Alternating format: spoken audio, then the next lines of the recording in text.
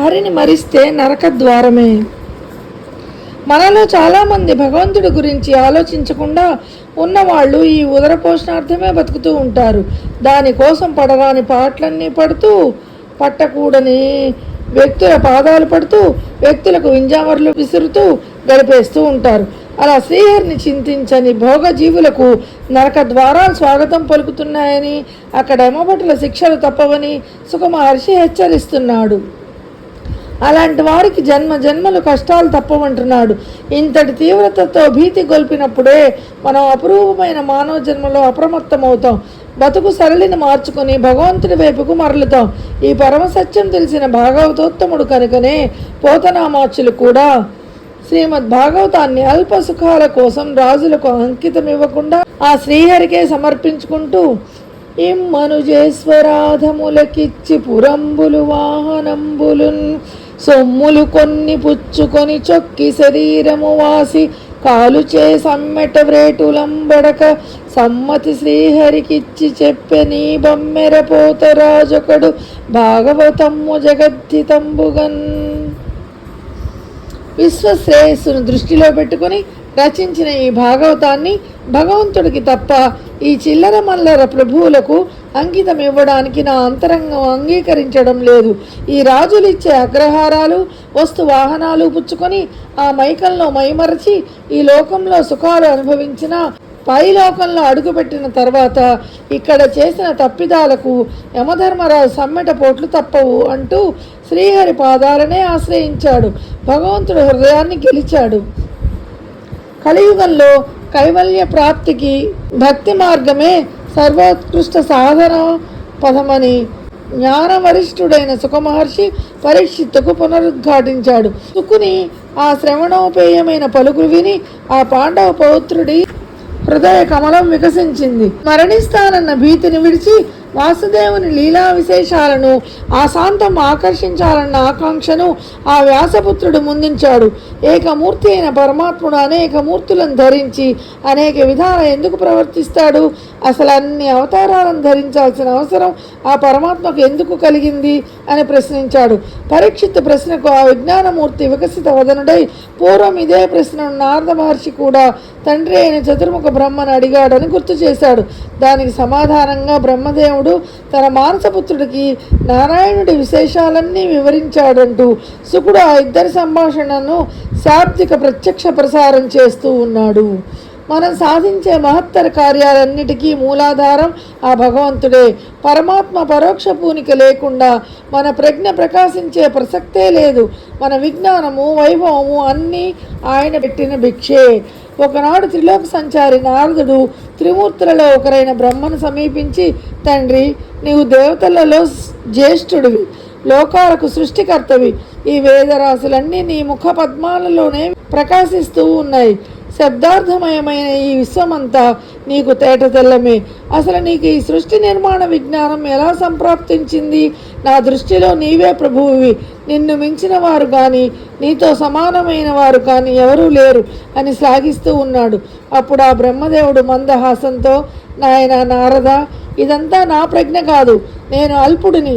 పరమేశ్వరుడి ఆనతి లేకపోతే ఈ లోకాలు నిర్మించే శక్తి నాకెక్కడిది అంటూ అనఘా విశ్వమునెల్ల దీప్తముగ చేయన్నే సమర్థుండనే ఇన చంద్రానల తారకాగ్రహ గణంబే రీతి నారీతి నెవ్వని దీప్తిం ప్రతి దీప్తమయ్యే భువన వ్రాతంబు దద్దీప్తిచే నను దీప్తం మగునట్టి ఈశ్వరునకే నశ్రాంతమున్మొక్కెదన్.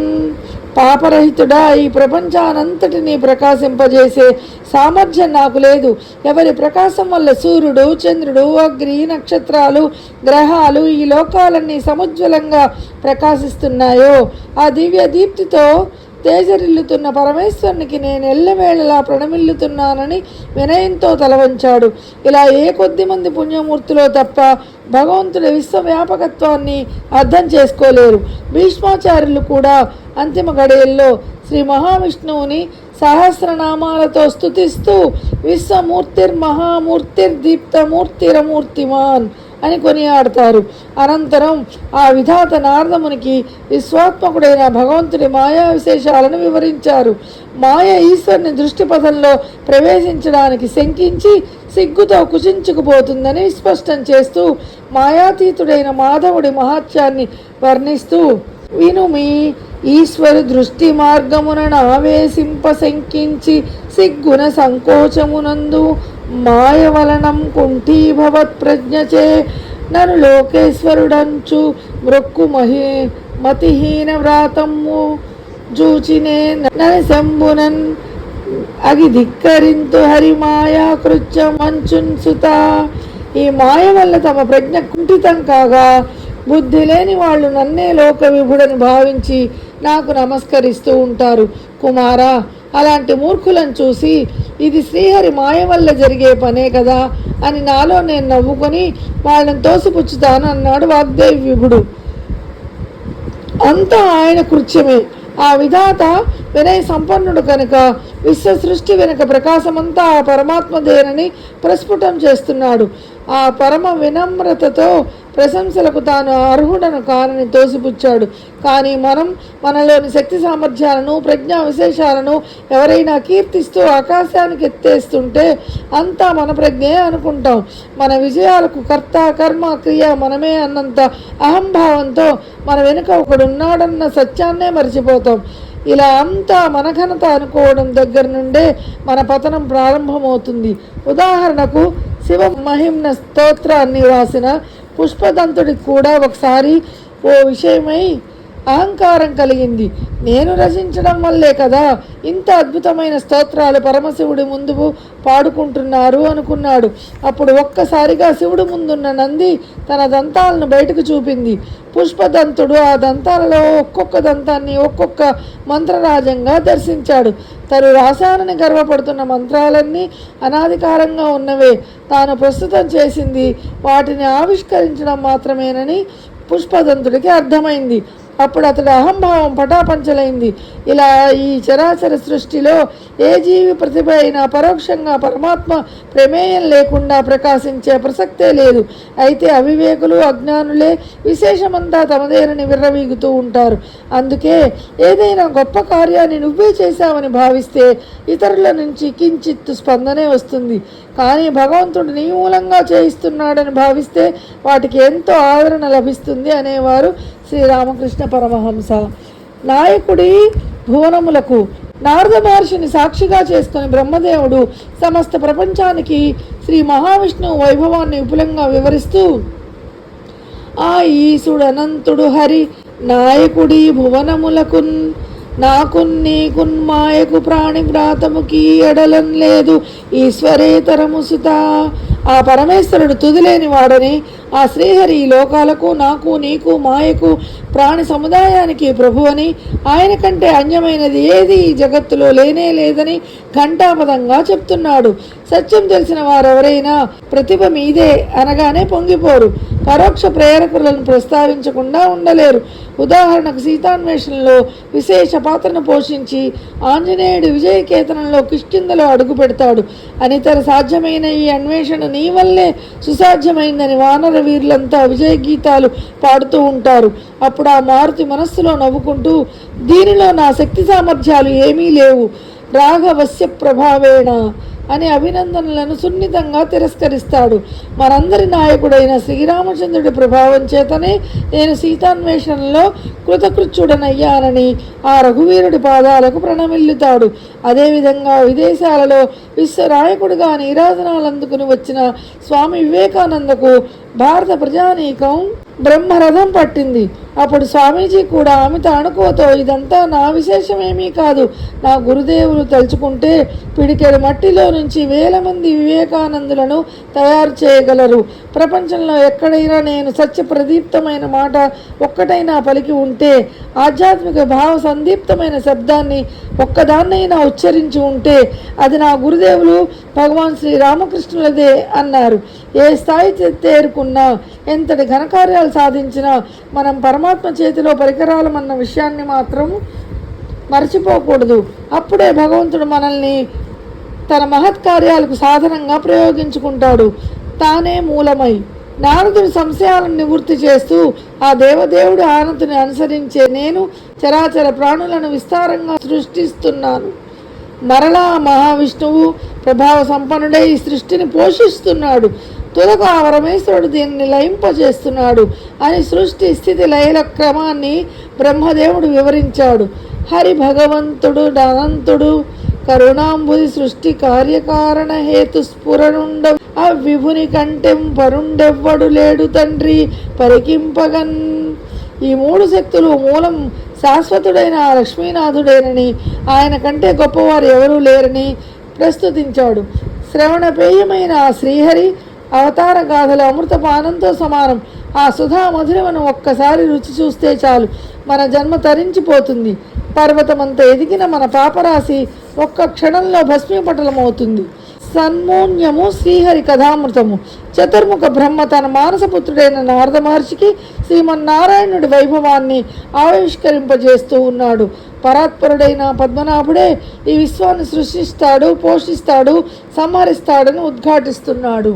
అయితే మనస్సు ప్రసన్నంగా ఉన్న మహానుభావులే మహిత కళా విలసితమైన మాధవుడిని దర్శించగలరని ఆ విధాత విస్పష్టం చేస్తున్నాడు.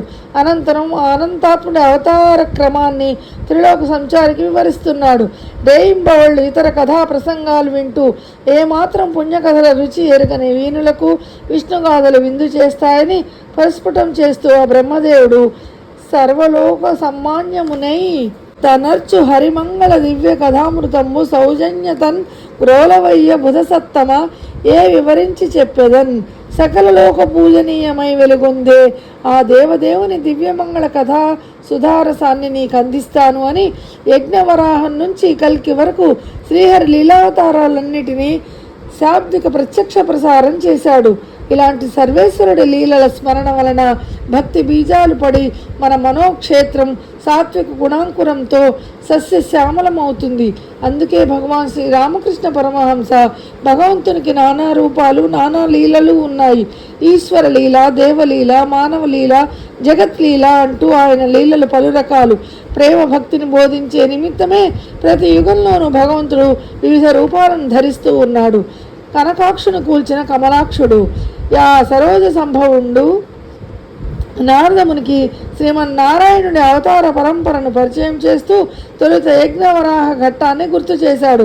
హిరణ్యాక్షుడనే దానవుడు భూగోళాన్ని సాగర గర్భంలో దాచినప్పుడు ఆ దామోదరుడు వరాహ రూపం ధరించి దారుణమైన రణానికి దిగాడని కోర్రలతో కుమ్మి కడతేర్చి భూమాతను రక్షించాడని వివరించాడు. మనకు ఉన్న దశావతారాల్లో వరాహ అవతారం ఉంది కదా, దాని గురించి చెప్తున్నారనమాట. నిజానికి మన మనస్సులో కూడా అప్పుడప్పుడు ఆ కనకాక్షుడు కళ్ళు తెరుస్తూనే ఉంటాడు. కనిపించిన దాన్నల్లా దాచేసుకోవాలని తాపత్రయపడుతూ ఉంటాడు. ఇలాంటి ఎన్నో మనోప్రవృత్తులకు ప్రతీకాత్మక రూపాలే ఆ రాక్షసులు. అయితే ఆ అంతర్యామిని మన హృదయంలోకి ఆహ్వానిస్తే ఆయనే ఆ దానవ గుణాలను మట్టు పెడుతూ దైవిక గుణ సంపదను నెలకొల్పుతాడు.